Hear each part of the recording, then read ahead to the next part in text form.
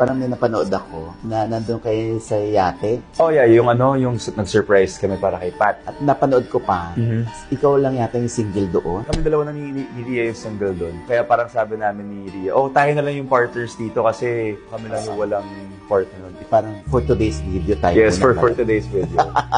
Oo. Oo, tapos ngayon meron ka ng partner. Pero bago yan ano na nga pala nangyari sa Nguya Squad? Parang hindi na siya masyadong napagkikita sa mga IG na nagsasama-sama. Well, actually, ako kasi, di ako nakikisama sa mga problema ng mga kaibigan. Of course, nagkaroon ng falling out between sa kanila. I mean, normal naman yata sa pagkakaibigan yon.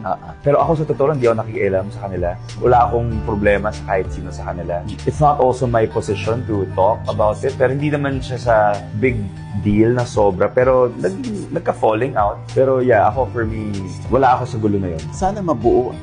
Of course, oo. Kasi kami